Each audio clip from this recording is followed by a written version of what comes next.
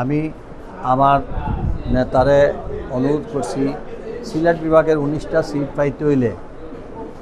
আমাদের দলের দলীয় প্রধান ভারপ্রাপ্ত চেয়ারম্যান জনাব তারেক রহমানের আমি সিলেটবাসীর পক্ষ থেকে নগরবাসীর পক্ষ থেকে তাকে আহ্বান করছি এবং তাকে বলছি এবং তিনি যদি না পারেন অন্তত তার পরিবারের সদস্য এবং যেহেতু নেতা বলছেন যেহেতু এখনও নির্বাচনের তফসিল ঘোষণা হয় নাই, বাংলাদেশের কোথাও আমরা কোনো ক্যান্ডিডেট ঘোষণা করে নেই, তা আপনার বক্তব্য আমি রাখলাম। আমরা সময় যখন ভোট বসবে বা আমার মনে হইল আমরা আশাবাদী যেহেতু তিনি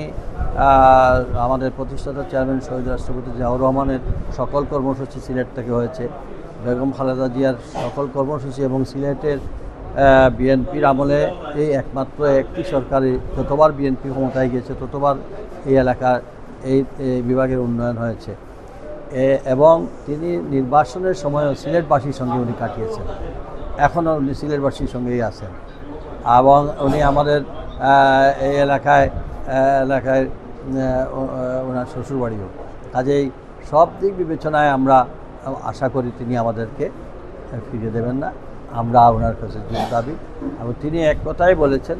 যে আগের রোডম্যাপ হোক, দলীয়ভাবে আমরা সবাই মিলে তহসিল। এখন তো আমি কাউকেই কোনো সিট নিয়োগ ঘোষণা করিনি,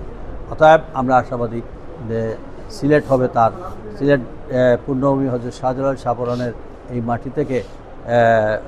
আমাদের অগ্রযাত্রা শুরু হবে, এটা আমাদের প্রত্যাশা। এবং এটা হলে পরে আমি চ্যালেঞ্জ করে বলতে পারি সিলেটে 19টা সিটে এটা বিশাল প্রভাব পড়বে এবং আমরা ইনশাআল্লাহ ওনাকে ভালো উপহার দিতে পারবো 19টা সিটে।